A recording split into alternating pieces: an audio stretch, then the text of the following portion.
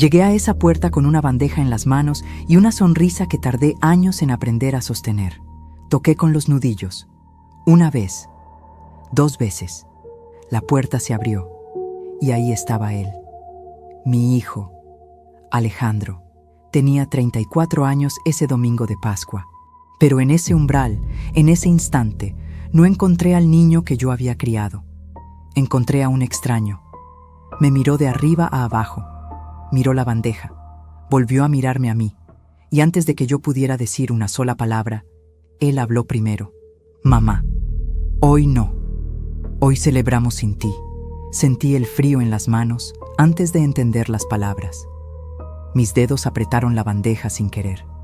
La rosca de Pascua que había preparado desde las 5 de la mañana todavía estaba tibia bajo el papel de aluminio. Detrás de él vi las caras. 39 personas. Familia, vecinos, amigos, todos con los ojos puestos en mí. Nadie habló, nadie se movió, solo el sonido del televisor desde algún cuarto, solo el olor a comida que yo no iba a probar ese día. Respiré hondo y me escuché decir, con una voz que no sabía que todavía tenía, «Está bien, hijo». Di media vuelta, bajé los escalones uno por uno y caminé sola por esa calle hasta que las piernas dejaron de temblar. Esa tarde de Pascua, me fui de ese edificio sin que mi hijo supiera que yo había estado allí. Me fui con el corazón roto, pero con algo mucho más poderoso en mi teléfono. La verdad grabada.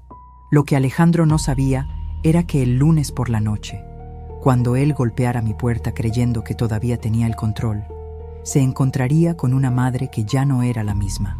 Pero antes de contarte cómo puse a cada uno en su lugar, te pido algo muy simple. Suscríbete al canal, deja tu me gusta y cuéntame en los comentarios desde dónde me estás viendo. Así puedo seguir compartiendo contigo más historias que llegan al corazón. Mi nombre es Patricia Morales. Tengo 61 años. Vivo sola en la misma casa donde crié a mi hijo. Es una casa pequeña. 2 cuartos, una cocina, un patio donde todavía crece la parra que mi marido Roberto plantó el año que nos casamos. La parra sigue ahí, un poco torcida, igual que yo, pero da uvas todos los veranos sin que nadie se lo pida. Me levanto todos los días a las 6 menos cuarto. No necesito despertador. El cuerpo ya sabe. Lo primero que hago es encender la hornilla del gas y poner el agua para el mate. Mientras el agua calienta, abro la ventana de la cocina, aunque haga frío. Me gusta ver cómo el barrio despierta despacio. El señor Esteban sacando a su perro. La panadera de la esquina poniendo las sillas en la vereda. Los pájaros que cantan sin saber que el mundo tiene problemas. Esos minutos son míos. Solo míos. Durante 40 años trabajé como costurera. Primero en un taller de ropa de mujer a 10 cuadras de casa. Después, cuando el taller cerró, en mi propio cuarto, con mi propia máquina. Cosí vestidos de novia, uniformes escolares, trajes de comunión, polleras, blusas, manteles, cortinas. Cosí de noche, cuando Alejandro dormía para que no faltara nada en esa casa. Cosí cuando me dolían los dedos y cuando me dolía la espalda y cuando me dolía algo que no tiene nombre, pero que todas las madres que trabajan solas conocen muy bien. Alejandro era mi razón. Su padre, Roberto, murió cuando Alejandro tenía 8 años. Un infarto a los 42. Rápido, sin aviso. Una mañana desayunamos juntos y al mediodía él ya no estaba. Yo tenía 34 años. No tuve tiempo de llorar como debía. Tenía un niño mirándome fijo, esperando ver si el mundo seguía girando o no. Y yo decidí que sí, que el mundo iba a seguir girando. Me levanté. Y desde ese día no paré. Le di a Alejandro lo que pude. No fue mucho en pesos, pero fue todo en presencia. Estuve en cada acto escolar, en cada partido de fútbol, en cada noche de fiebre, en cada fracaso y en cada logro. Cuando cumplió 18 años y me dijo que quería estudiar contabilidad, yo ya tenía guardado el dinero para el primer año. Lo había ahorrado cosiendo de noche durante 4 años seguidos. «¿Cómo lo conseguiste, mamá?», me preguntó con los ojos muy abiertos. «Cosiendo», le dije. «Nada más. Se recibió a los 24. Consiguió un buen trabajo. Se compró su propio departamento a los 27. Y a los 29 se casó con Fernanda. Yo estuve en esa boda. Me senté en la primera fila con el vestido azul que me cosí yo misma, con tela que elegí durante semanas. Sonreí en todas las fotos. Abracé a Fernanda con genuinas ganas porque era la mujer que mi hijo había elegido. Y eso me bastaba. Eso me bastaba entonces. Con el tiempo fui notando cosas pequeñas. Las visitas se fueron espaciando. Cuando llamaba, Alejandro siempre tenía algo pendiente. En las reuniones familiares, Fernanda encontraba la manera de llevarlo a otra habitación justo cuando yo empezaba a hablar. Mis nietos, Tomás y Valentina, cada vez me conocían menos, pero yo me repetía, es la vida, están ocupados, tienen su mundo, y seguía cosiendo. Seguía esperando, seguía guardando plata los meses de verano porque algún día quería hacer un viaje. Siempre quise conocer el sur, las montañas, la nieve. Roberto me lo había prometido una vez, mucho antes de que la vida se apresurara más de lo previsto. Ese viaje nunca lo hice. Primero porque Alejandro era chico y no había con quién dejarlo. Después porque había que pagar la universidad. Después porque había que ayudar con el departamento. Después porque hubo años difíciles y años regulares y años en que llegar a fin de mes era ya un logro en sí mismo. Pero nunca dejé de guardar para ese viaje.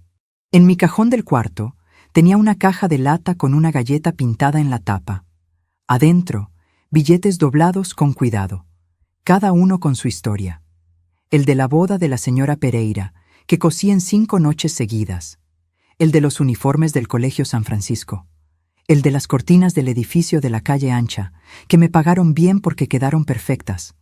Esa caja era mi esperanza guardada en billetes. Ella no sabía aún que alguien conocía esa caja. Alguien que la había visto una tarde que entró a mi cuarto sin golpear. Alguien que había hecho cuentas en silencio. La relación con Alejandro en los últimos 2 años era como una tela que se ve entera desde lejos, pero que de cerca tiene hilos sueltos por todos lados. Por fuera, todo estaba bien. Me llamaba los domingos. Venía a comer el 3er domingo de cada mes. Traía facturas de la panadería y me preguntaba cómo estaba. Yo le decía bien. Él me decía bien. Nos despedíamos con un abrazo que duraba lo justo y nada más. Por dentro, yo sentía que algo se había roto hacía tiempo, y que ninguno de los dos quería nombrarlo. Yo fingía no notar que llegaba mirando el celular.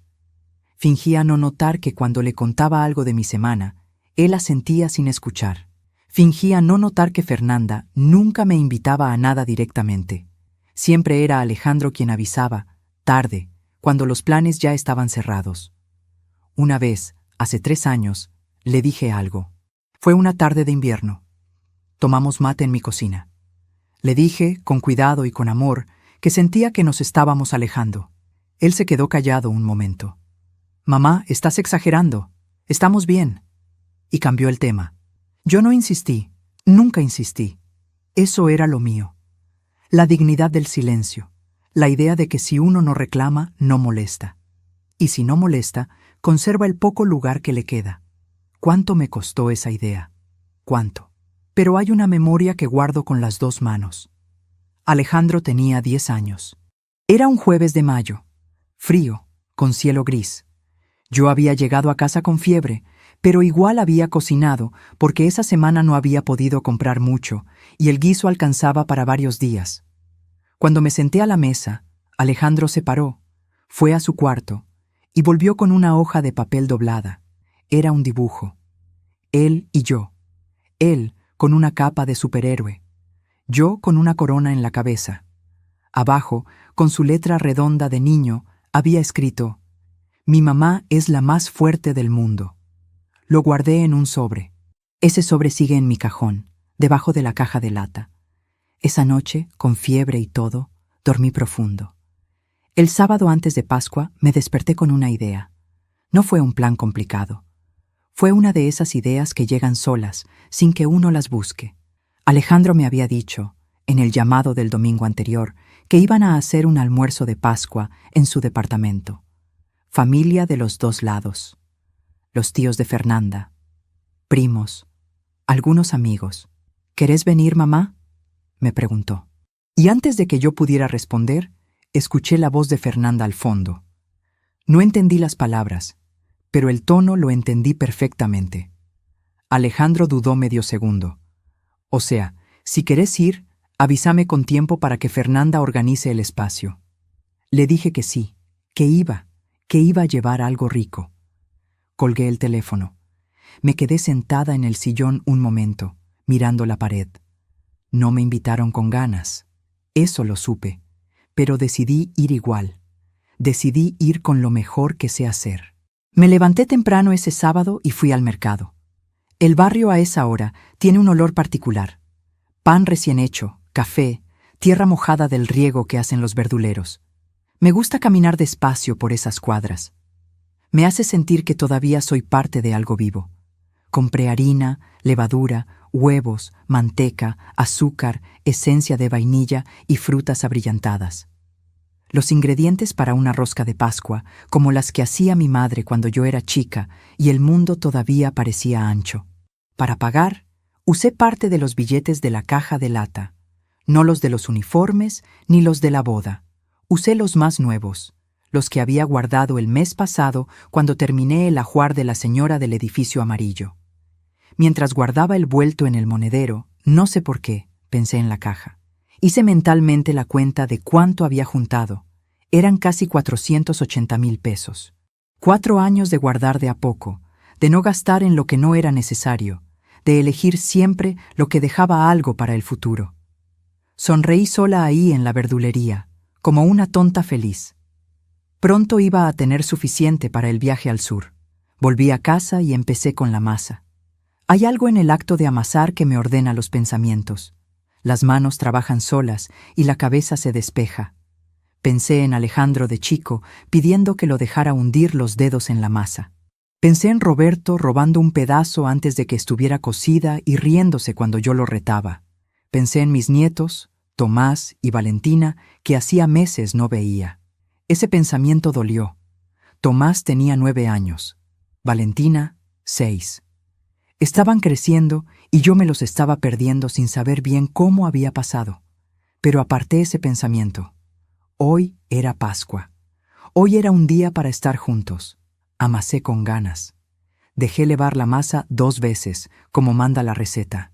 Armé la rosca con paciencia, le puse las frutas con cuidado, la pinté con huevo batido para que quedara brillante y dorada. Mientras esperaba que terminara de hornear, lavé la cocina, me bañé, me puse el vestido color crema que guardo para las fechas especiales. Me peiné despacio frente al espejo del baño. Me miré bien, 61 años. El pelo canoso que dejé de teñir hace 3. Algunas líneas en la cara que cuentan lo que no digo en voz alta. Los ojos todavía claros, todavía vivos. Me pareció que me veía bien. Me pareció que me veía entera. Envolví la rosca en papel de aluminio y la puse en la bandeja de metal que uso para las fechas de familia. La misma bandeja de siempre. La que tiene una pequeña abolladura en el borde izquierdo desde que Alejandro la tiró jugando a los 7 años. Esa abolladura me dio ternura. Salí de casa a las 12 menos cuarto. El sol pegaba de lado, como le gusta al sol de otoño. Las hojas empezaban a cambiar de color en los árboles de la vereda. El aire olía limpio. Caminé cuadra y media hasta la parada del colectivo. Subí con la bandeja en los brazos. Una señora mayor me miró desde el asiento del fondo y sonrió. «Rosca de Pascua», le dije. «Qué rico», me respondió. Y nos miramos como se miran 2 personas que saben que algunas cosas en la vida son sencillas y hermosas y suficientes. El colectivo arrancó. Yo miraba por la ventana. Pensaba en que iba a ver a mis nietos. En que Tomás ya debía haber crecido. En que Valentina seguro tenía el pelo más largo. Pensaba en que todo iba a estar bien. Nadie me avisó lo que me esperaba al otro lado de esa puerta. Nadie pudo. El colectivo cruzó el puente del río a las 12:15. Yo miraba el agua desde la ventana. El río tenía ese color verde oscuro que tiene en otoño, cuando bajan las lluvias y el caudal se tranquiliza, cuando parece que el agua también necesita descansar. A Roberto le gustaba ese puente. Decía que desde arriba la ciudad se veía justa, sin apuro, que era el único lugar donde Buenos Aires se dejaba ver entera, sin pretender nada. Pensé en él un segundo, solo un segundo. Después miré hacia adelante. 3 paradas más y me bajaba. El colectivo iba lleno para ser domingo de Pascua. Una familia joven con 2 nenes dormidos, apoyados uno contra el otro, como si el mundo fuera un lugar completamente seguro. Un chico con auriculares que movía apenas los labios. Una señora con flores envueltas en papel de diario. Rosas amarillas que asomaban por un costado, como si quisieran ver por dónde iban. Gente yendo a algún lugar. Gente volviendo de otro. Toda esa pequeña humanidad del domingo, concentrada en un colectivo que cruzaba la ciudad con paciencia. Me acomodé la bandeja sobre las rodillas. La rosca seguía tibia. Cuando me bajé en la esquina de Alejandro, el barrio estaba quieto con ese silencio particular de los domingos de fiesta. Las persianas cerradas. Los autos estacionados en doble fila, como si los vecinos hubieran decidido todos juntos que ese día nadie se iba a ningún lado. Algún olor a asado flotando desde algún balcón alto, mezclado con el frescor del aire de otoño y algo dulce que no supe identificar. Música lejana, un cuarteto, desde alguna ventana abierta. Caminé media cuadra hasta el edificio, y ahí noté la primera cosa. Había un auto que no conocía estacionado justo en el lugar donde Alejandro siempre ponía el suyo. Un auto negro, grande, con patente de otra provincia, Tucumán. Lo leí 2 veces sin querer. No le di importancia. En un almuerzo con tanta gente, era normal que viniera gente de lejos. Era Pascua. La gente viajaba. Seguí caminando. En la entrada del edificio, el portero, el señor Héctor, me vio venir desde lejos. Lo conozco hace años. Siempre me saluda con la mano en alto, como si yo fuera alguien que merece ese gesto, y me pregunta si traigo algo rico. A veces le dejo un trozo de lo que llevo. A veces solo nos reímos un segundo antes de que el ascensor se cierre. Esa vez no levantó la mano. Me miró. Desvió los ojos hacia un costado. Abrió la puerta sin decir nada. Sus hombros tenían esa tensión que tienen las personas que saben algo y están cargando con el peso de saberlo. «Buenas tardes, señor Héctor», le dije yo. «Buenas tardes», respondió. Mirando el piso, pensé, estará cansado. Es domingo, le habrán tocado horas extra. O habrá tenido una mañana difícil. Los porteros cargan con más de lo que la gente imagina. Bajé del departamento de Alejandro con la bandeja temblando en mis manos. Sus palabras, hoy no, todavía me zumbaban en los oídos. Estaba cruzando el hall para irme de ese lugar para siempre, cuando una mano me agarró del brazo con fuerza. Era Carmen. Mi comadre Carmen. Tenía el rostro pálido y el delantal puesto. Me miró con una urgencia que me detuvo en seco. Antes de que yo pudiera decir nada, ella me hizo una señal de silencio y me arrastró hacia el cuarto de los medidores, una pequeña sala al costado del hall. «Cállate y vení», me susurró. Yo no entendía nada, pero el terror en sus ojos me obligó a obedecer. Mi comadre Carmen, 64 años. El pelo blanco recogido en un rodete apretado. El delantal todavía puesto, a lunares azules sobre fondo blanco, como si hubiera estado ayudando con la cocina y hubiera salido corriendo sin tiempo de sacárselo. Cuando me vio, se le fue el color de la cara. No poco, todo. En un segundo, Carmen pasó de ser la mujer activa y firme que yo conozco de 30 años, la que organiza, la que resuelve, la que siempre tiene una mano libre para ayudar, a ser alguien que parecía estar viendo algo que no debería estar ocurriendo. Algo que la asustaba y la aliviaba al mismo tiempo. Sus manos se levantaron solas, me hicieron señas. «Rápido, cállate. Vení. Carmen, ¿qué? Cállate, Patricia». Su voz era un susurro, pero tenía el peso de un grito. Un susurro que ocupaba todo el espacio. «Por favor, cállate y vení». Me tomó del brazo. No entendí nada. Pero la miré a los ojos, y en esos ojos no había confusión ni exageración. Había terror, genuino, limpio. Terror de alguien que sabe algo que no quiere saber y lleva demasiado tiempo sabiéndolo sola. Me dejé llevar. Carmen me metió al cuarto de los medidores y cerró la puerta con cuidado, despacio, como si el sonido de un clic pudiera romper algo. Adentro olía a humedad y a pintura vieja y a ese polvo particular que acumulan los lugares donde nadie entra a propósito. Había una sola lamparita encendida, amarilla y parpadeante, que daba una luz más parecida a una advertencia que a una iluminación. Nos quedamos las dos de pie en ese espacio pequeño, yo con la bandeja todavía en las manos, ella con las manos apretadas una contra la otra, como rezando o como impidiendo que le temblaran, o las dos cosas. ¿Qué está pasando?, le pregunté en voz muy baja. Carmen abrió la boca, la cerró. Respiró hondo, de esas respiraciones que se hacen cuando hay que ordenar el aire antes de ordenar las palabras. Patricia. Hizo una pausa larga, el tipo de pausa que tiene peso propio.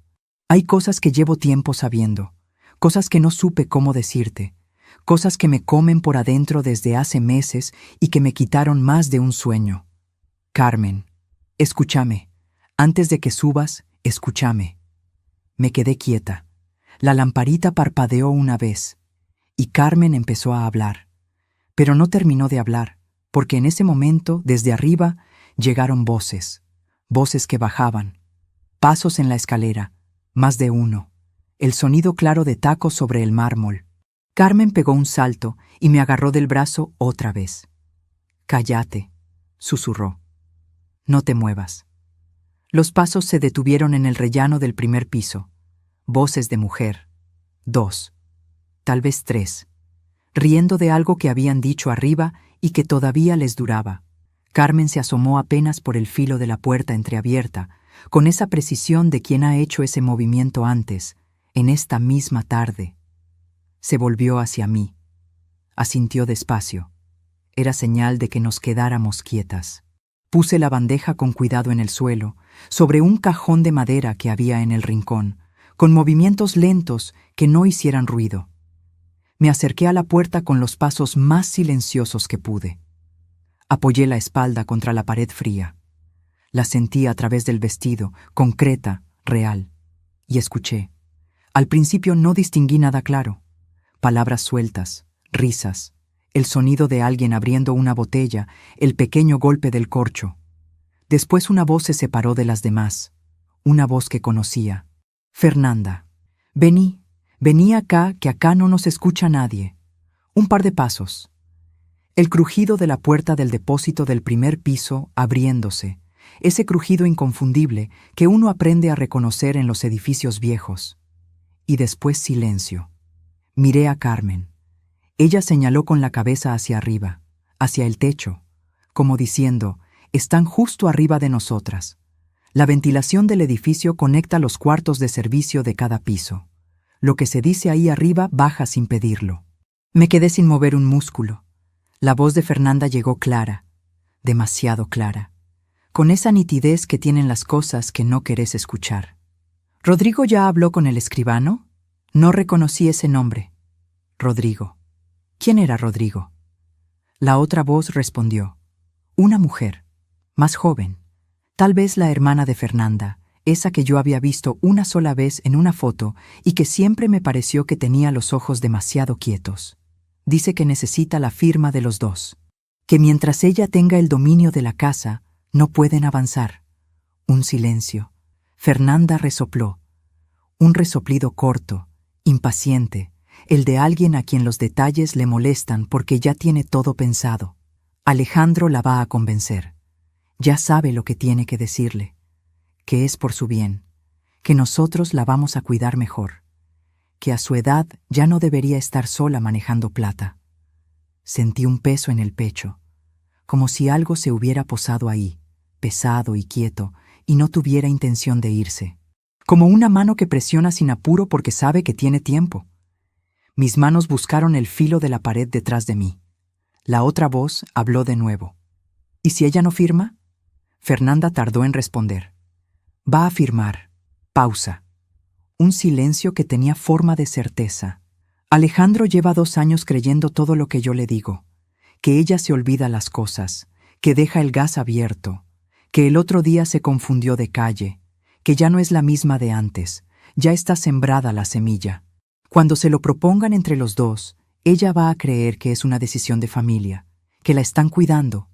Cada palabra cayó separada, limpia, sin posibilidad de error. No me estaba confundiendo. No era otra Patricia. Era yo, mi casa, mi firma. 2 años de mentiras construidas con paciencia, con pequeños detalles acumulados como gotitas de agua que terminan llenando algo. 2 años de Alejandro, creyendo que su madre se deterioraba porque alguien se lo dijo despacio, con el tono justo, con la cara preocupada puesta. La otra mujer habló más bajo. Tuve que concentrarme para escuchar, aguantar la respiración, aplanar el oído contra la pared. ¿Y la plata que tiene guardada? La de la caja esa. El corazón se me detuvo. La caja. La caja de lata con la galleta pintada. La que está en el fondo del ropero, detrás de las sábanas de invierno, en el lugar donde nadie mira. Los 480,000 pesos. Fernanda respondió sin dudar, sin la más mínima vacilación. Eso es lo primero que se mueve.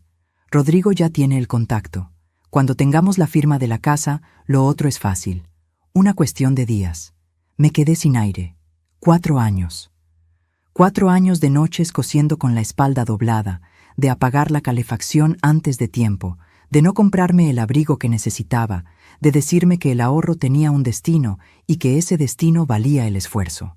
4 años de decirme que el viaje al sur era posible, y alguien lo había visto, lo había medido, lo había planeado con fechas y contactos y escribanos, sin remordimiento, sin ningún remordimiento visible.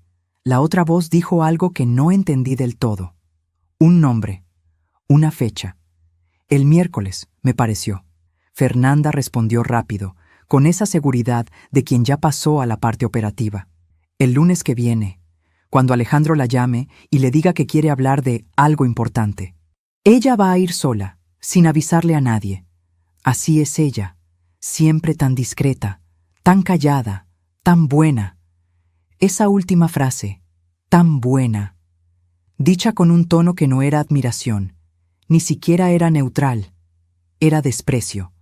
El tipo de desprecio que tiene quien lleva tiempo usando la bondad de otra persona como una herramienta, como una puerta que no tiene llave porque el dueño confía en todo el mundo. Carmen me puso una mano en el brazo, firme. Creo que notó que yo estaba a punto de hacer algo, que algo en mi cuerpo había cambiado de posición. Y tenía razón. Algo se había movido dentro de mí, algo que había estado quieto durante mucho tiempo, doblado sobre sí mismo, esperando sin saber qué esperaba. No era llanto, no era desesperación, era otra cosa, fría, quieta, concreta, la cosa que queda cuando el miedo termina de quemarse y deja solo el metal. Metí la mano en la cartera sin hacer ruido, con los dedos que ya sabían lo que buscaban antes de que yo lo pensara. Saqué el celular. Abrí la aplicación de grabadora. La pantalla se iluminó apenas, y le di al botón rojo. Las voces seguían. Fernanda hablaba ahora sobre el almuerzo, sobre qué tío no sabía nada, y era mejor que siguiera sin saber, sobre cómo Alejandro iba a manejar el tema si Patricia aparecía hoy, sobre lo que él le iba a decir en la puerta para que no entrara sin hacer un escándalo delante de todos. Ahí entendí. El almuerzo. La invitación a medias. Esa manera vaga en que Alejandro me había dicho que si quería, podía ir. Como si fuera una opción de último momento y no un evento que llevaba semanas planeado. La voz de Fernanda al fondo, cuando Alejandro me preguntó si quería ir. Ese segundo de silencio antes de que él hablara, como quien espera una señal. No fue improvisado. Estaba planeado hasta el último detalle. Que yo fuera. Que llegara con algo en las manos y la mejor intención, con la rosca tibia y el vestido color crema y 30 años de querer bien a esa familia. Que Alejandro me cerrara la puerta delante de 39 personas. Que yo me fuera sin decir nada, como siempre, como la mujer callada y buena que entiende, que no molesta, que no arma escenas porque tiene clase o porque tiene miedo, o porque las dos cosas a veces se parecen demasiado. Para que quedara claro. Para que los que estuvieran ahí vieran que Patricia Morales ya no tenía lugar en esa familia, que la habían despedido sin papeles, en un domingo de Pascua, con aplausos y risas de fondo. para que cuando llegara el lunes y Alejandro me llamara para hablar de algo importante, yo ya estuviera sola, ya estuviera chiquitita y sin testigos, ya no pudiera armar un escándalo porque ¿quién me iba a creer? ¿Quién iba a creerle a la vieja que se confunde de calle, que deja el gas abierto, que ya no es la misma de antes? Carmen me miraba con los ojos brillantes, no de llanto tampoco, de vergüenza, de rabia contenida y acumulada, de alivio terrible por no estar cargando sola con ese peso durante más tiempo del que debería haber cargado. Yo le puse la mano sobre la suya. Ella la apretó fuerte, con las dos manos, como si yo fuera lo único firme en ese cuarto pequeño. Las voces de arriba se calmaron. Pasos. La puerta del depósito del primer piso cerrándose con ese mismo crujido, ahora en sentido contrario. Risas volviendo hacia el ascensor, despreocupadas, como si hubieran hablado del tiempo. El sonido del almuerzo reanudándose arriba como si nada hubiera pasado. Música. Cubiertos. El ruido amable y falso de una familia reunida. Afuera del cuarto de los medidores, el hall del edificio estaba vacío otra vez. Yo seguía con el celular en la mano, la grabadora corriendo. Los minutos acumulándose en pantalla con esa indiferencia tranquila de los números que no saben lo que registran. 1, 2, 3, 4. Apagué la pantalla. Me acomodé el vestido color crema. Lo alicé con las palmas, un gesto mecánico que mis manos hicieron solas. Miré la bandeja en el suelo. La rosca que había hecho desde las 5 de la mañana en la cocina, todavía en penumbra, con la harina que había comprado con mis billetes, con la ralladura de naranja que había buscado en el fondo de la heladera, la rosca que había envuelto con cuidado en papel manteca y después en papel de regalo que me había quedado de otra vez, y que había traído en el colectivo equilibrada sobre las rodillas con todo el amor que cabe en dos manos que no tienen más que dar. La miré un momento largo, sin rabia, sin lástima, y algo en mí se asentó, como cuando la masa termina de levar y ya no necesita más tiempo, como cuando el proceso termina solo y lo que queda es algo distinto a lo que entró. «Lista», Carmen me susurró, con la voz de alguien que lleva demasiado tiempo siendo testigo y necesita saber en qué lado de la historia va a terminar parada. «¿Qué vas a hacer?». La miré. «Todavía no sé todo», le dije, «pero ya sé suficiente, y eso cambia todo». Y en ese cuarto pequeño que olía a humedad, Patricia Morales dejó de ser la mujer que espera. Me guardé el teléfono. La rosca de Pascua, que tanto amor me había costado, se quedó allí, fría. Carmen me ayudó a salir sin ser vista. Esa noche no dormí, pero no fue de tristeza, sino planeando mi próximo movimiento.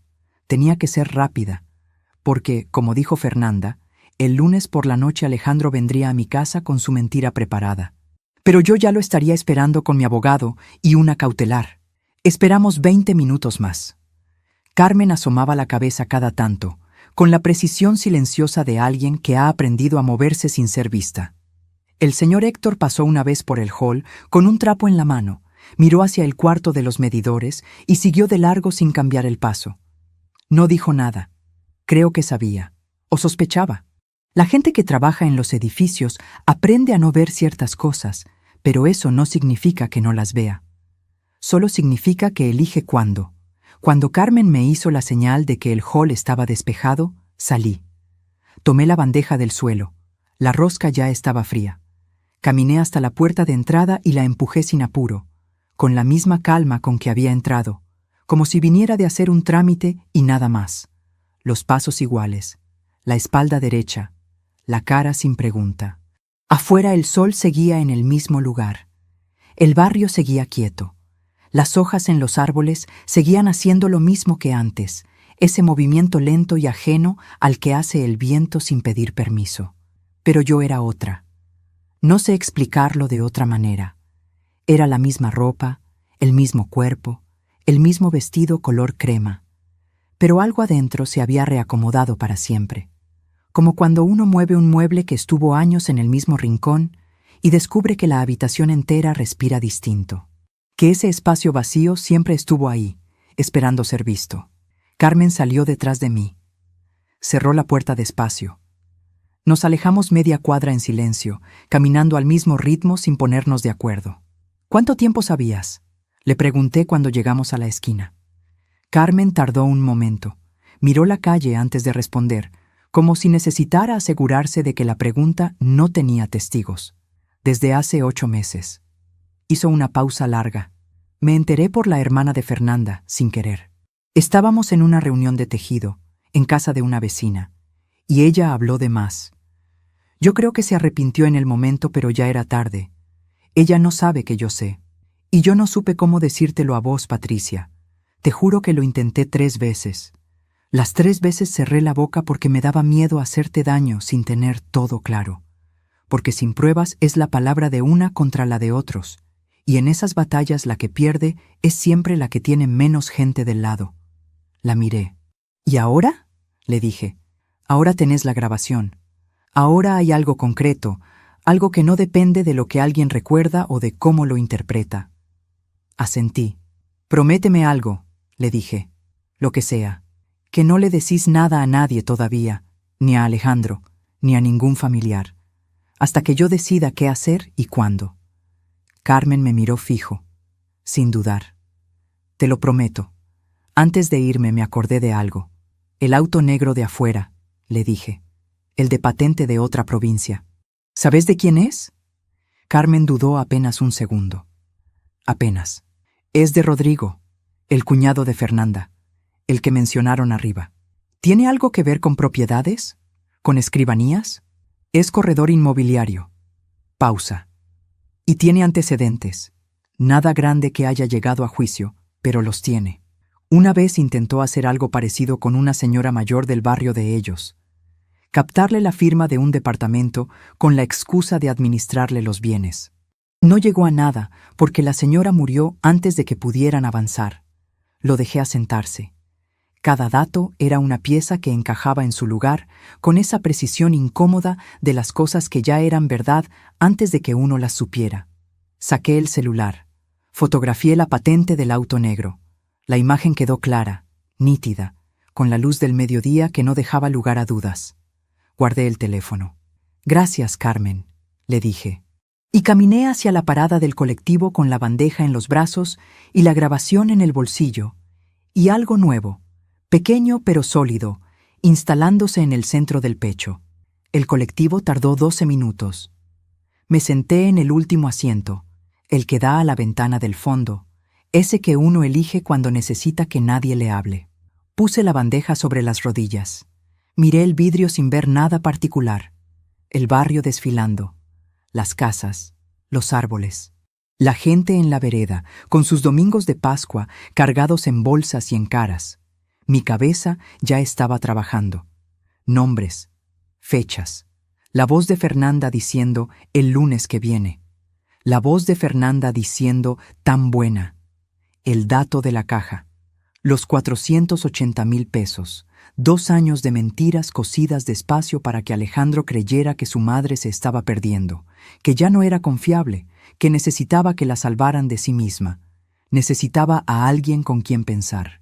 Alguien que conociera la situación, que me dijera qué era real y qué era miedo, que me ayudara a ver el camino sin que el dolor me nublara el juicio y me hiciera actuar demasiado rápido o demasiado despacio. Solo había una persona. Carmen vivía a 7 cuadras de mi casa. Para cuando el colectivo me dejó en mi barrio, ella ya había llegado caminando por el camino corto. La encontré esperándome en la vereda con 2 tazas de té en las manos, todavía con el delantal puesto, como si hubiera llegado corriendo y no hubiera tenido tiempo ni de cambiarse. No dijo nada. Me abrió la puerta de su casa. Entramos. La cocina de Carmen es igual a la mía, pero al revés. El mismo tipo de mesa, las mismas sillas de madera con el respaldo alto, la misma ventana que da al patio. Solo que en el patio de ella hay un limonero enorme que en verano da más limones de los que puede usar, y que en otoño tiene esas hojas amarillas que caen sobre las baldosas y hacen que el piso parezca una pintura. Nos sentamos. Las tazas entre las dos, el vapor subiendo en el silencio. «Contame todo otra vez», dijo Carmen. Desde el principio, con calma, sin saltear nada. Y yo conté. Lo conté despacio, con orden, como si ordenar las palabras fuera también una manera de ordenar lo que había pasado.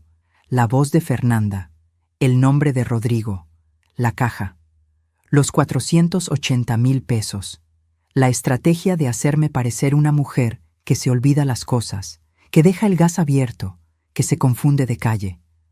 La paciencia con que habían construido esa imagen durante 2 años.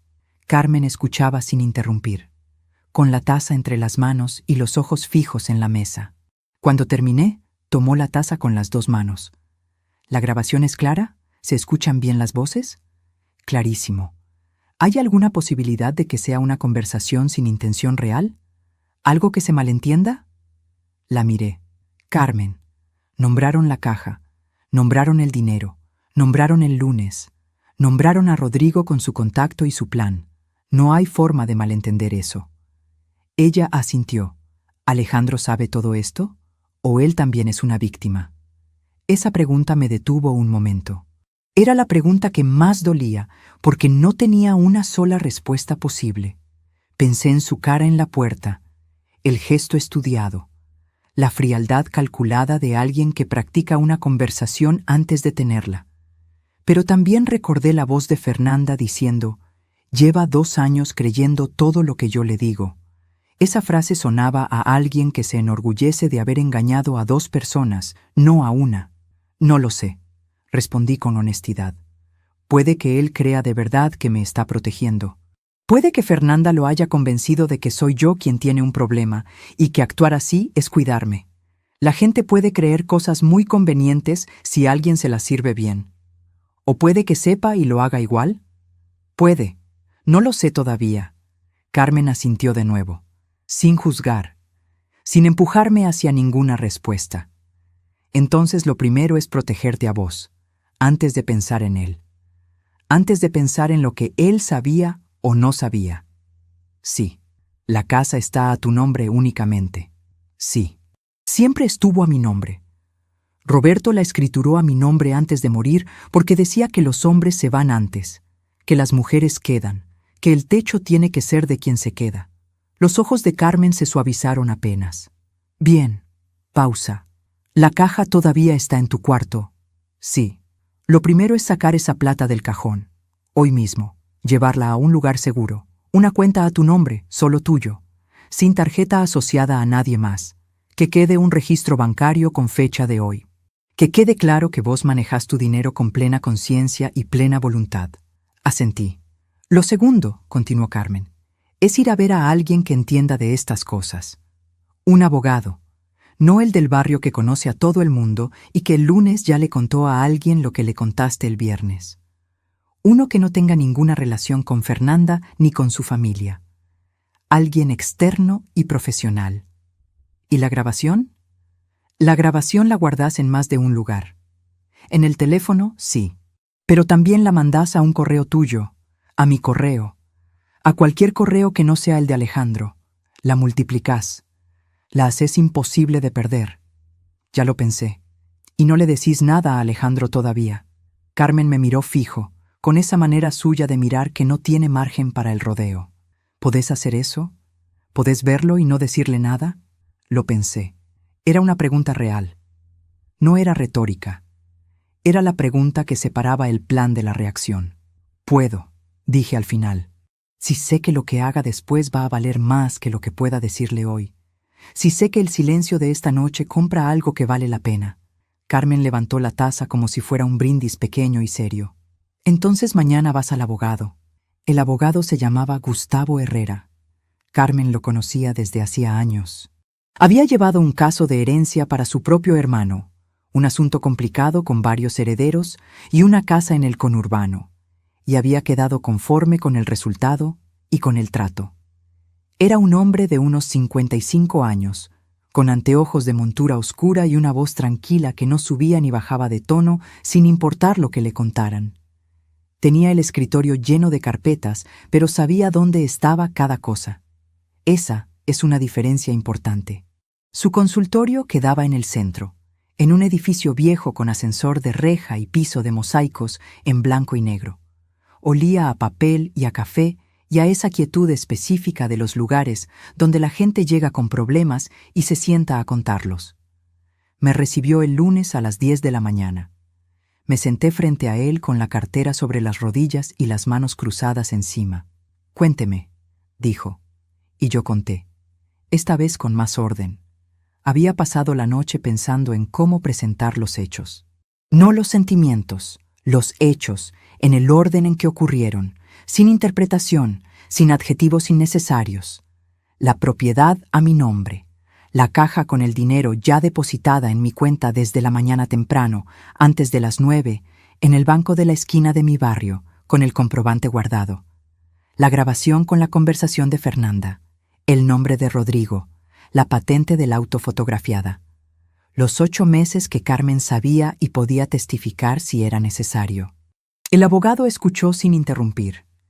Tomó notas con una virome azul en un cuaderno de tapa dura, con letra pequeña y ordenada. Cuando terminé, me miró. «Señora Patricia». Pausa. «¿Usted tiene diagnóstico médico de ningún tipo que indique deterioro cognitivo?» «No, nunca fui a un médico por eso, porque nunca tuve razón para ir». «¿Alguna vez firmó algo en los últimos 2 años que no haya leído completamente?» Pensé bien. Recorrí mentalmente cada papel, cada formulario, cada documento que había cruzado mis manos. No, nunca firmo nada sin leer. Es un hábito de toda la vida. Bien. Cerró el cuaderno. Lo que usted describe tiene un nombre jurídico. Se llama captación de herencia con manipulación familiar. No es un delito fácil de probar en todos los casos, pero en el suyo hay elementos concretos que otros casos no tienen. Respiré. Lento. La grabación es el elemento más valioso, continuó, apoyando los codos sobre el escritorio. Dependiendo de la legislación aplicable, puede ser usada como prueba de intención. No siempre como prueba directa en un juicio, pero sí como respaldo sólido para una denuncia formal y para iniciar una cautelar. ¿Cautelar? Una medida legal que protege su propiedad. Básicamente, le ponemos una traba al inmueble para que nadie pueda iniciar trámites de transferencia sin su consentimiento expreso y con supervisión judicial. Hizo una pausa, dejando que la información aterrizara antes de continuar. Nadie va a poder quitarle esa casa mientras esa medida esté vigente. Ni con su firma, porque cualquier firma suya en esas condiciones quedaría bajo revisión automática. Sentí que algo en el pecho se aflojaba. Una tensión que había estado ahí tanto tiempo que ya no la reconocía como tensión. ¿Cuánto tiempo lleva a hacer eso? Si usted me autoriza hoy, presento el pedido esta semana. La traba puede estar efectiva en 5 a 7 días hábiles. Hágalo. Él asintió, sin apuro, con la calma de quien ha dicho esa frase muchas veces y sabe lo que viene después. En cuanto a la señora Fernanda y al señor Rodrigo, siguió. Con la grabación podemos iniciar también una denuncia por tentativa de defraudación. No es garantía de condena, pero genera un expediente, un antecedente formal. Y eso cambia la situación completamente para ellos. Saben que hay un proceso, saben que están siendo observados. Eso solo ya detiene a mucha gente. ¿Y mi hijo? El abogado me miró con una expresión que no era juicio ni lástima. Era algo más neutro. La expresión de alguien que ha visto esto antes y sabe que no hay una respuesta que no duela. Su hijo es mayor de edad. Si participó con conocimiento pleno de los hechos, podría tener responsabilidad. Si fue manipulado como sostiene la conversación grabada, no. Eso se va aclarando con el proceso, con las declaraciones, con lo que aparezca. Pausa. Pero eso no es lo que tenemos que resolver hoy. Hoy lo que resolvemos es protegerla a usted. Asentí. Una cosa más, dijo. El dinero que depositó esta mañana. Guarde el comprobante. La fecha importa. Muestra que usted actuó con plena capacidad y criterio propio antes de que cualquiera pudiera argumentar lo contrario. Es una prueba de competencia que usted misma generó sin que nadie se lo pidiera. Saqué el comprobante del banco de la cartera y lo puse sobre el escritorio. Él lo vio y asintió. Muy bien, señora Patricia.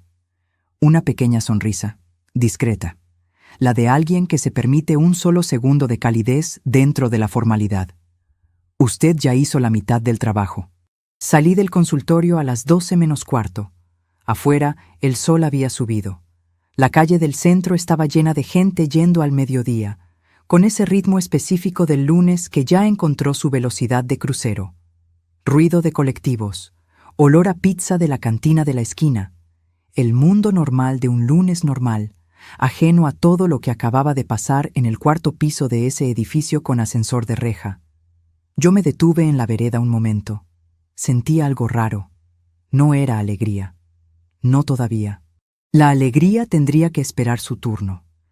Era algo parecido al primer sorbo de agua después de mucho tiempo sin tomar. Un alivio que duele un poco porque recuerda cuánta sed había, que revela la medida exacta de lo que faltó. Tenía miedo, sí, miedo de lo que venía, del proceso, de las audiencias y los papeles y las fechas, de la cara de Alejandro cuando se enterara de que su madre no se había quedado quieta, de las noches que iban a venir cargadas de dudas sobre qué había sabido y cuándo. Pero también sabía que estaba en el camino correcto, que había cruzado una línea que no se cruza sin saber lo que implica, y eso era suficiente para dar el paso siguiente. Llegué a casa a la 1:30 de la tarde. Alejandro venía a cenar esa noche. Lo había confirmado el domingo, antes del almuerzo de Pascua, antes de todo. Un mensaje corto. Paso mañana a la noche, ma. Hay algo que quiero hablar contigo. Ahora sabía de qué quería hablar. El lunes que viene. Cuando Alejandro la llame y le diga que quiere hablar de algo importante. Había llegado antes de lo previsto. Bien, yo también. Puse agua a calentar. Me cambié el vestido por algo más cómodo, una blusa y un pantalón de algodón que uso en casa. La ropa de todos los días, la que no anuncia nada. Empecé a preparar la cena como cualquier lunes, con los mismos movimientos de siempre. Milanesas, puré, una ensalada de tomate con aceite y sal. Alejandro llegó a las 8:15. Traía cara de cansancio, o de algo que se parece al cansancio, pero viene de adentro, de ese lugar donde se guarda lo que uno tiene que hacer y todavía no hizo. Me dio un beso en la mejilla. ¿Cómo estás, ma? Bien, hijo. Pasa que la cena está lista. Nos sentamos a la mesa como siempre. El televisor encendido de fondo con el noticiero sin volumen. Las imágenes moviéndose sin sonido como un decorado.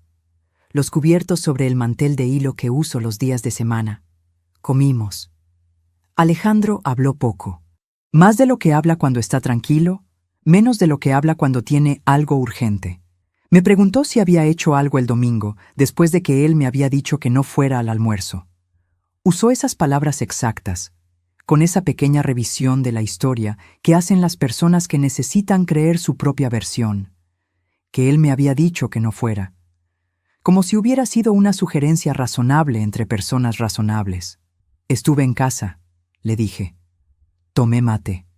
Escuché música. Una pausa breve. Descansé. Bien, dijo. Y siguió comiendo. Después del postre, cuando yo estaba lavando los platos, él se apoyó en el marco de la puerta de la cocina con ese gesto de quien quiere parecer casual y no lo consigue del todo. Ma, el tema del que te quería hablar. Pausa. Es sobre la casa. Sentí el agua fría del grifo en las manos, la dejé correr. No levanté la vista. La casa está bien, Alejandro. La cuido como siempre. No es eso. Pausa más larga. La de alguien que está leyendo un discurso que practicó. Es que hay cosas que Fernanda y yo estuvimos hablando. Sobre el futuro. Sobre lo que te conviene a vos a esta altura de la vida. Sobre tener más apoyo, más acompañamiento. Terminé de enjuagar el plato. Lo sequé despacio con el repasador, sin prisa, cada centímetro. Lo guardé en su lugar exacto en la alacena. Después me di vuelta y lo miré. Lo miré como se mira a alguien, a quien se conoce muy bien, y se está conociendo de nuevo al mismo tiempo. Qué bueno que pensás en mí, hijo. Le dije con una voz tranquila, que no sabía que podía sostener tan bien, tan quieta, tan sin grietas. Pero no te preocupes esta noche. Estás cansado. Lo hablamos con tiempo. Él me miró un segundo, buscando algo en mi cara, una fisura, una señal de alarma, algo que le confirmara que el plan seguía intacto. No encontró nada que le diera señal. Sí, dijo al final. Con tiempo. Se fue a las 9:30. Me quedé parada en el centro de la cocina. Escuché sus pasos bajar la escalera, uno por uno, con ese ritmo que reconocería entre mil. Escuché el portón de la calle cerrarse con el golpe metálico de siempre. Escuché el motor del auto encenderse y alejarse hacia la noche. Y recién entonces, en el silencio completo de mi cocina, me permití un momento. Solo uno. Me apoyé en la mesada con las 2 manos. Sentí el mármol frío debajo de las palmas. Cerré los ojos. Respiré profundo una vez. 2 veces. 3. Lento, hasta el fondo, como quien vacía algo para poder llenarlo de otra cosa. Dejé que pasara todo lo que no había podido dejar pasar en los últimos 2 días. El portazo de esa puerta. Las 39 caras.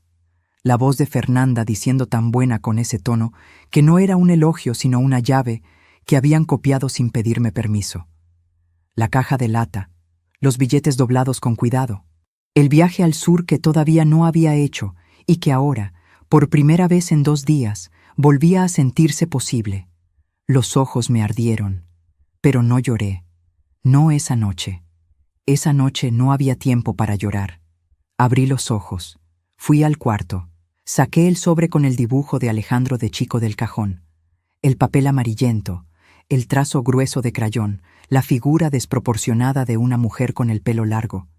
Mi mamá es la más fuerte del mundo. Lo miré un momento largo. Lo volví a guardar con cuidado, doblado en el mismo lugar donde había estado siempre. Me metí en la cama. Y antes de apagar la luz, me dije en voz muy baja, como quien hace una promesa pequeña pero verdadera, del tipo que no necesita testigos para ser real. Vas a estar bien, Patricia. Vas a estar bien. Apagué la luz. Y esa noche, contra todo pronóstico, dormí. La notificación llegó un jueves. El abogado Herrera me llamó a las 9 de la mañana para avisarme. Había algo distinto en su tono. Más directo, sin la cortesía protocolar de las llamadas anteriores. Señora Patricia, la cautelar fue otorgada ayer a las 5 de la tarde y la denuncia por tentativa de defraudación quedó radicada esta mañana temprano. Pausa breve. A esta hora, tanto su hijo como la señora Fernanda y el señor Rodrigo ya fueron notificados por el juzgado. Cerré los ojos un segundo. Conté hasta 3. Gracias, doctor Herrera. Prepárese. Van a reaccionar. Generalmente reaccionan rápido y con ruido. De acuerdo. Colgué. Me senté en el sillón de la sala, el de siempre, el que queda frente a la ventana que da al patio.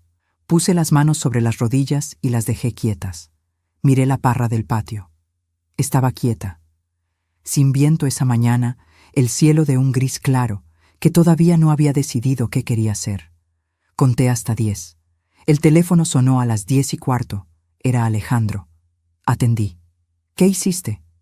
La voz le salió cortada, tensa, pisada, sin el tono de los domingos. ¿Qué es todo esto, mamá? ¿Una denuncia? ¿Una cautelar sobre la casa? ¿Vos sabés lo que estás haciendo? No levanté la voz. Buenos días, hijo. No me saludes. Contéstame. ¿Quién te metió estas ideas en la cabeza? ¿Fue Carmen? ¿Fue ella la que te llenó la cabeza con esto? Nadie me metió nada en la cabeza, Alejandro. Pausa. Las ideas en mi cabeza las pongo yo. Tenemos que hablar. Voy ahora mismo. No vengas ahora, le dije con calma. La misma calma que había practicado sin darme cuenta durante 2 semanas. Cuando estés tranquilo, hablamos. Yo no me voy a ningún lado. Silencio al otro lado. El tipo de silencio que tiene temperatura. Fernanda está llorando, dijo. La voz ya con otro tono. Ya con la amenaza mezclada con algo parecido a la presión doméstica, a la culpa como herramienta. Dice que no entiende nada, que vos siempre tuviste algo contra ella, que esto es una locura de una señora que está sola y asustada. Alejandro. ¿Qué? Grabé la conversación. Silencio. Un silencio largo, distinto al anterior. Este tenía otra textura, como cuando algo sólido se rompe adentro y los pedazos todavía no terminaron de caer. Escuché su respiración cambiar, hacerse más lenta, más cuidadosa. ¿Qué conversación? Preguntó al final. pero la voz ya no tenía la misma fuerza. Era una pregunta que sabía que no debía hacer. «Ya lo vas a saber todo», le dije. «Por los canales correctos, con el abogado presente». Colgué. El teléfono volvió a sonar 4 veces en la siguiente hora. 3 de Alejandro. Una de un número desconocido que después supe que era Rodrigo.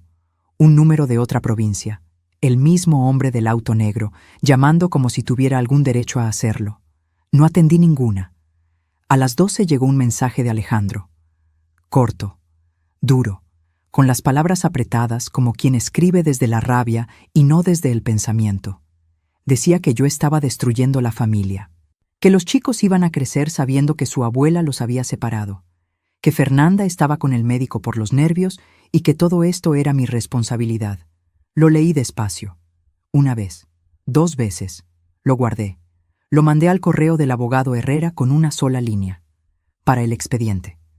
Esa tarde, Alejandro apareció en la vereda. No tocó el timbre. Se quedó parado afuera en la vereda angosta, mirando la ventana del living con las manos en los bolsillos, como cuando era adolescente y volvía tarde y no sabía cómo entrar. Yo lo vi desde adentro. Lo observé un momento sin moverme, desde el filo de la cortina. Después salí. Me paré en la puerta. No lo invité a entrar. Me quedé en el umbral, con el marco del lado de adentro. Tenía el rostro desencajado. Los ojos rojos, no de llanto, sino de algo que se parece más al agotamiento de quien estuvo peleando con algo interno toda la mañana, y no ganó ni perdió. Solo se cansó. Tenía los hombros caídos, ese hundimiento específico de quien ya no sostiene el peso de una decisión que tomó. «Mamá», dijo. «Por favor, ¿qué querés decirme, Alejandro? Que esto se puede arreglar». Buscó mis ojos con urgencia, como si encontrarlos fuera encontrar una salida. Que si cometí errores, los puedo corregir. Que los chicos te necesitan. Que yo te necesito. Respiré. «¿Sabías lo de la caja?», le pregunté directamente. Sin rodeo. Sin preparación. Abrió la boca.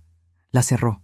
«¿Sabías que Fernanda y Rodrigo tenían planeado usar tu firma y la mía para transferir esa plata y después la casa?» Silencio. «¿Sabías que llevas 2 años creyendo que yo dejo el gas abierto y me confundo de calle porque alguien te lo dijo despacio, con paciencia, para que el día que yo firmara algo nadie lo encontrara raro?» Le temblaron los labios. Solo un segundo. Después los apretó. «Yo no sabía todo», dijo. «Te juro que yo no sabía todo». «Pero sabías algo». No respondió. Y ese silencio me dijo más que cualquier palabra que hubiera podido decir. Me dijo la forma exacta de lo que sabía y de lo que había elegido no preguntarse. Me quedé mirándolo un momento largo.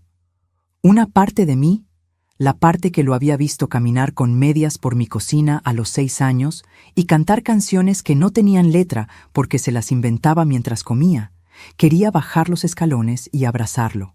Quería decirle que no importaba, que lo perdonaba, que íbamos a arreglarlo juntos, como siempre habíamos arreglado las cosas. Pero otra parte, la que había pasado 2 días con el corazón frío y los ojos abiertos en un cuarto que olía a humedad y a pintura vieja, sabía que ese camino era el mismo de siempre. El camino de la mujer callada y buena que no molesta a nadie y termina sola firmando cosas que no debería firmar. «Alejandro», dije, «esto ahora tiene un proceso. Hay un abogado, hay un juzgado, hay fechas y documentos. Todo lo que tengas que decir, lo decís ahí, con la debida forma». «¿Me estás tratando como a un desconocido?» «Te estoy tratando como a un adulto». Pausa larga y quieta. «¿Qué es lo que sos? Di media vuelta». Entré a casa, cerré la puerta. Esa noche Carmen vino a tomar mate. Se sentó en la misma silla de siempre, la que queda junto a la ventana que da a la calle, y puso el mate entre las dos sin preguntar si quería. Le conté lo de la vereda. «¿Estuviste a punto de ceder?», me preguntó, sin juzgar, con la voz de alguien que pregunta porque necesita saber la verdad, no porque quiera una respuesta en particular. «Sí», admití. «Un momento, solo uno». Cuando lo vi con los hombros así. «Es normal, Patricia. Es tu hijo. 30 y tantos años de quererlo no se apagan por decreto. Lo sé, pero cediste otras veces. Pausa. Y el resultado está grabado en tu teléfono. Lo dejé asentarse. Esa frase tenía el peso exacto que necesitaba. No más. Seguí, dijo Carmen. Lo que empezaste, lo terminás. Después de que esté todo resuelto, decidís qué hacer con él, qué querés reconstruir y qué no. Pero ahora, seguís adelante. La miré. Tenía razón, como casi siempre. Los días que siguieron fueron largos de una manera particular. No de angustia, sino de proceso, de pasos concretos que van uno detrás del otro, aunque uno no tenga ganas de darlos, aunque el cuerpo pida parar y el corazón pida otra cosa. El abogado Herrera presentó las pruebas ante el mediador judicial designado para la causa. La audiencia se fijó para un miércoles, 14 días después de la notificación. 14 días que yo conté sin contarlos, ocupándome de lo que había que ocuparse cada mañana. En ese tiempo, Rodrigo intentó comunicarse 2 veces más. Mensajes al teléfono de Carmen, no al mío, lo cual decía algo sobre lo que sabía y lo que calculaba. En uno de esos mensajes, Rodrigo ofrecía llegar a un acuerdo extrajudicial y mencionaba una cifra. Herrera me explicó sin dramatismo que esa oferta era, en sí misma, un reconocimiento implícito de responsabilidad, que la gente inocente no ofrece cifras para zanjar malentendidos. Fernanda no se comunicó directamente conmigo. Alejandro mandó 3 mensajes más durante esas 2 semanas, cada uno con un tono diferente, como si fueran escritos por personas distintas que habitaban el mismo cuerpo. Uno de rabia, uno de apelación a los nietos. El último, 2 días antes de la audiencia, fue diferente a todos los anteriores. No tenía rabia, no tenía presión.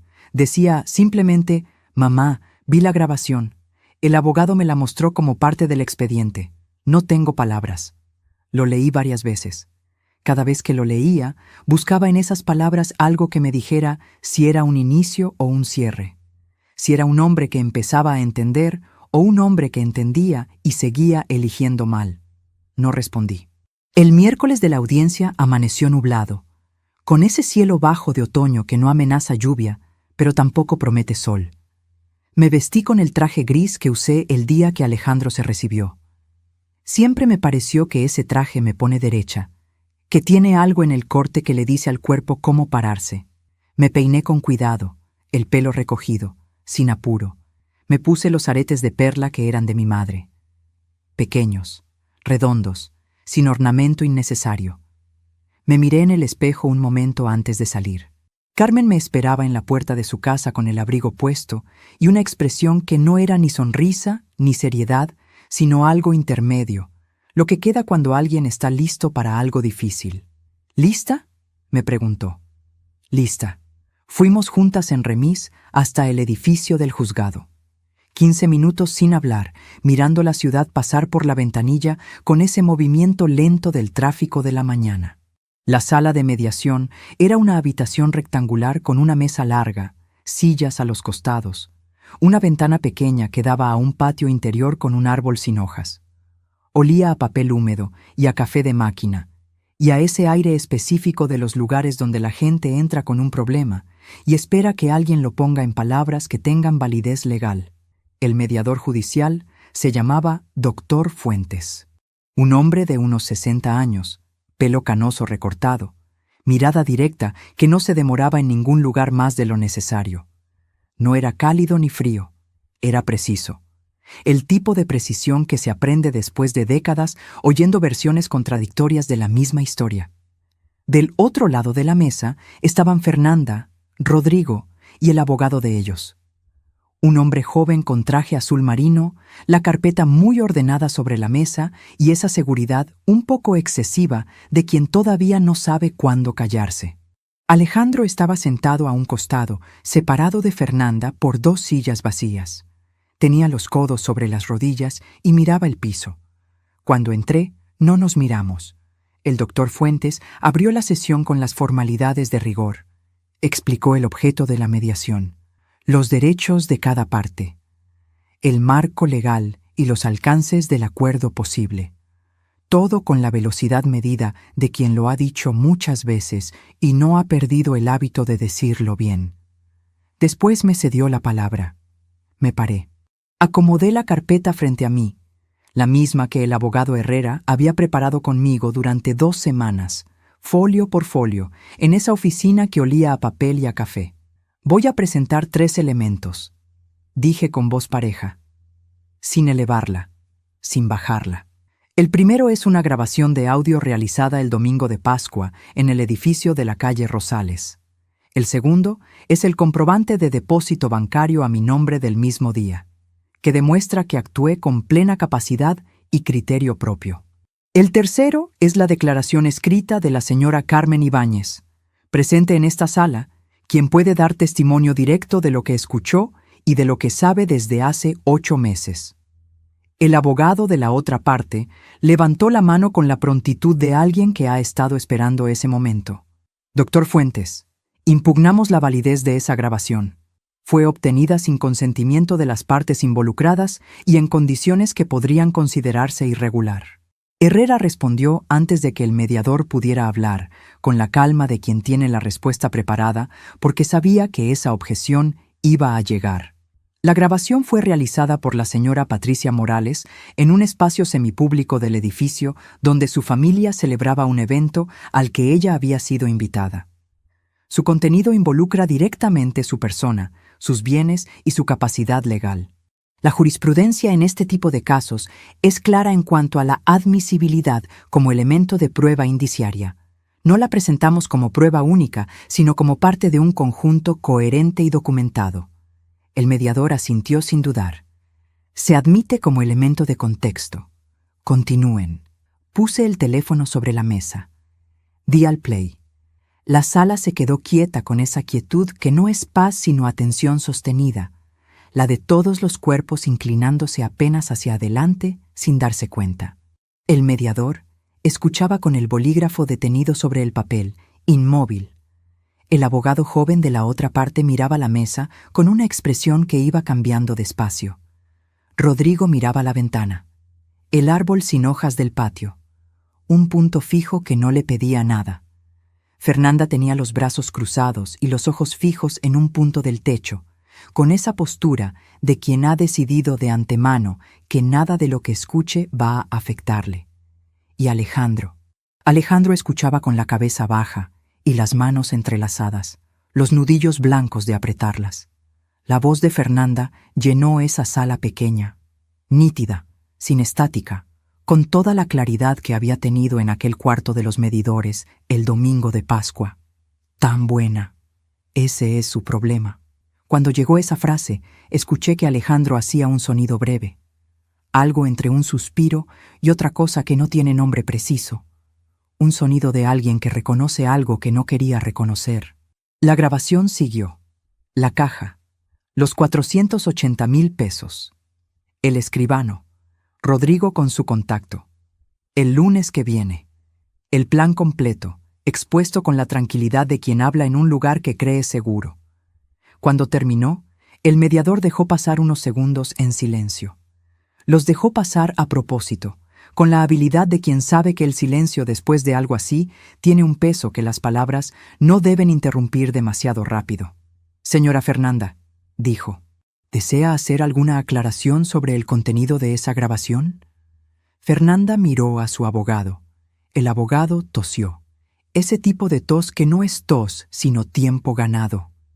Mi cliente sostiene que esa conversación fue sacada de contexto y que en ningún momento hubo intención real de perjudicar a la señora Patricia.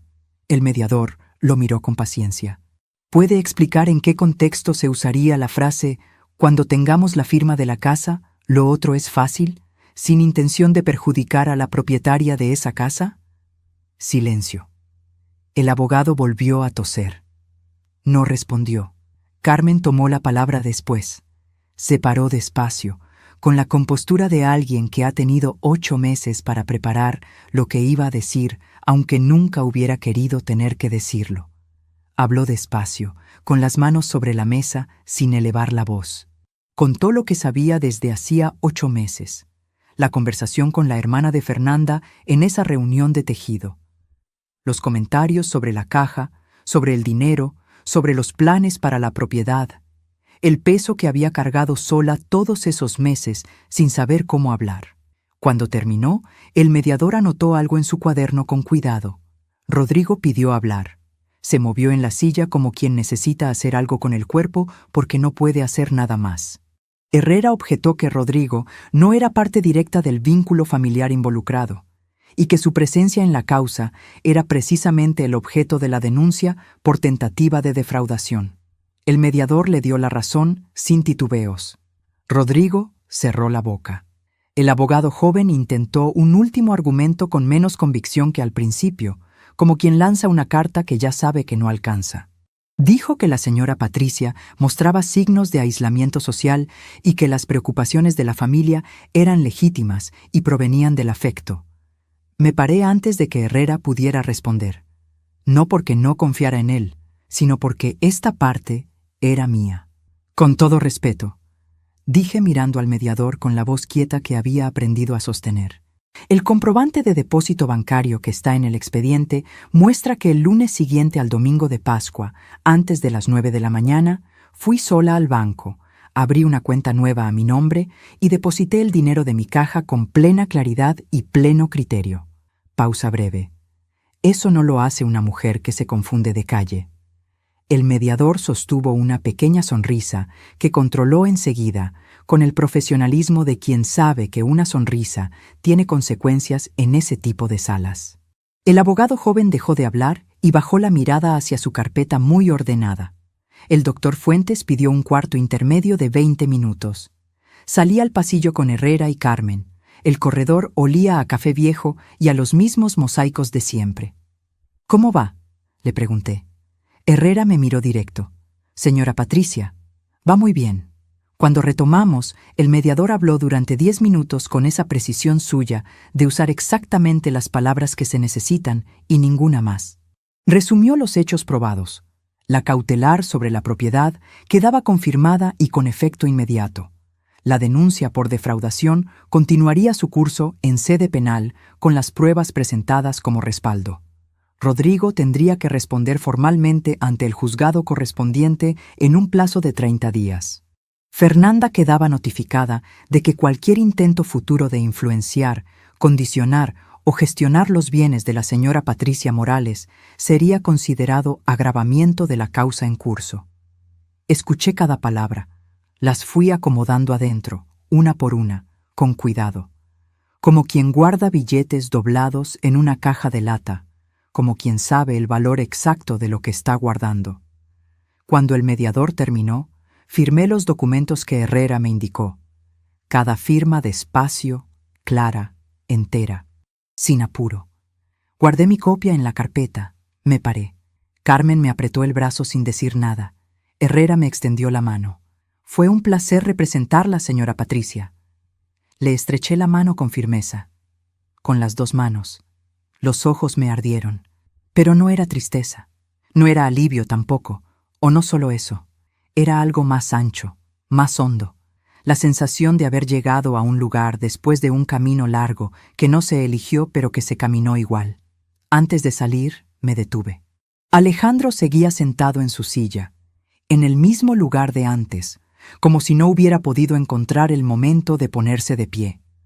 Fernanda ya estaba de pie cerca de la puerta, hablando en voz baja con su abogado, con una urgencia que ya no tenía a quién convencer. Rodrigo había salido rápido apenas terminó la sesión, sin mirar a nadie, con esa prisa de quien necesita distancia entre él y lo que acaba de ocurrir. Me acerqué a Alejandro.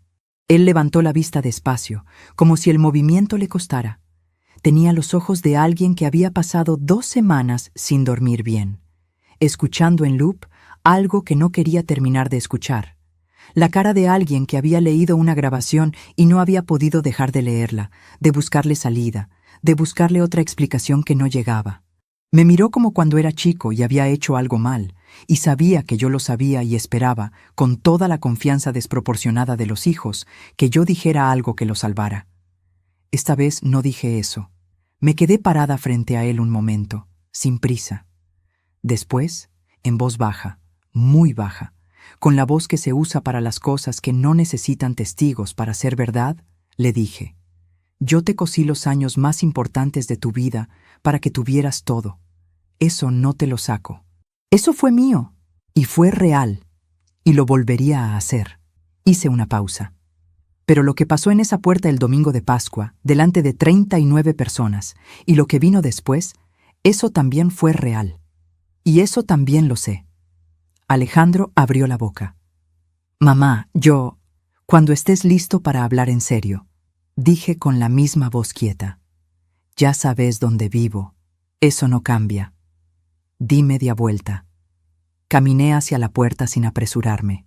Carmen me esperaba en el pasillo con el abrigo puesto y los ojos brillantes de esa manera que tienen los ojos de la gente que quiere y ha visto algo difícil terminar bien. Salimos juntas al aire gris de esa mañana nublada, ese otoño que no terminaba de decidirse. Y yo salí de ese edificio con la cabeza en alto, los papeles bajo el brazo, los aretes de perla de mi madre en las orejas y algo en el pecho que no había sentido en mucho tiempo. Algo que se llama, simplemente, justicia. Afuera, un rayo de sol cortó las nubes por un momento, solo uno, justo cuando pisé la vereda, exacto como si alguien hubiera esperado ese instante. Carmen lo vio también. Se detuvo un segundo. «Roberto», dijo en voz baja, con una sonrisa pequeña y cierta. Yo no dije nada, pero sonreí. El primer sábado después de la audiencia, me levanté a las 6:45 como siempre. Encendí la hornilla, puse el agua para el mate. Abrí la ventana de la cocina y me quedé parada frente a ella más tiempo del habitual, solo mirando. El señor Esteban con su perro, la panadera poniendo las sillas, los pájaros que cantan sin saber que el mundo tiene problemas. Pero esa mañana el barrio se veía distinto, no porque hubiera cambiado algo afuera, sino porque yo miraba desde otro lugar. Ese día hice algo que llevaba años postergando. Fui al cuarto del fondo, el que usé como depósito desde que Alejandro se fue de casa. Ahí estaban las cajas de ropa que ya no me ponía, las revistas viejas, la máquina de coser cubierta con una sábana, los marcos sin foto apoyados contra la pared. Empecé por la máquina, le saqué la sábana, la limpié con un trapo húmedo, le pasé aceite a las partes que lo necesitaban, la enchufé, la encendí, funcionó. Claro que funcionó. Esa máquina tenía más historia que muchas personas. Me senté frente a ella y cosí un retazo que tenía guardado. No hice nada útil. Solo cosí líneas rectas durante 10 minutos, para recordar cómo se siente, para saber que todavía estaba ahí. Esa tarde vacié el cuarto del fondo. Lo que servía, lo puse en orden. Lo que no servía, lo até en bolsas para donar. Los marcos sin foto los tiré, las revistas también. Cuando terminé, el cuarto estaba vacío y limpio y olía a jabón. Me paré en el umbral y lo miré. Un cuarto libre. Un espacio que todavía no sabía para qué iba a ser, pero que era mío para decidirlo. Carmen vino esa noche con una botella de sidra que guardaba para una fecha especial. Esta era para cuando llegara algo bueno, dijo poniéndola sobre la mesa. ¿Y llegó?, le pregunté. Me miró con una expresión que mezclaba el cariño de 30 años con algo parecido al orgullo. Llegó hace rato, dijo. Solo que vos todavía no te habías dado cuenta. Brindamos en la cocina, con los vasos de todos los días, sin ceremonia. La sidra estaba fría y dulce, y tenía el sabor exacto de las cosas que se merecen. Un par de semanas después supe, por el abogado Herrera, que Rodrigo había sido formalmente citado a declarar en sede penal, que el expediente seguía su curso, que el auto negro de patente foránea no había vuelto a aparecer por el barrio de Alejandro, y que Fernanda había pedido ella misma una mediación familiar con Alejandro, no para hablar conmigo, sino porque las cosas entre ellos ya no eran lo que habían sido. Cuando el abogado me contó eso, no sentí satisfacción. Sentí algo más tranquilo, algo parecido a la certeza de que las cosas encuentran su lugar, aunque uno no las empuje. La recuperación no fue una línea recta. Eso lo quiero decir con honestidad, porque sería fácil contarlo como si un día me hubiera levantado nueva y todo hubiera quedado atrás. No fue así. Hubo noches que me desperté a las 3:59 de la madrugada con el corazón acelerado. Noches en que el silencio de la casa pesaba de una manera particular. Noches en que pensaba en Tomás y Valentina, mis nietos, y me preguntaba cuándo los iba a volver a ver. Si los iba a volver a ver. Esas noches no tenían respuesta fácil. Me levantaba, calentaba leche, me sentaba en la cocina oscura y dejaba pasar. Hubo una tarde de mayo en que encontré en el fondo de un cajón de la alacena un imán de heladera con la foto de Alejandro de niño en la playa. Tenía 8 años, los brazos abiertos, los dientes de leche todavía sin terminar de cambiar, sonriendo a algo que estaba fuera del cuadro. Me quedé mirándolo mucho tiempo. No lo tiré. Lo puse en el cajón de la mesita de luz, con el sobre del dibujo. Porque el dolor y el amor a veces viven en el mismo cajón. Y no hay nada malo en eso. Lo malo sería confundirlos con la misma cosa.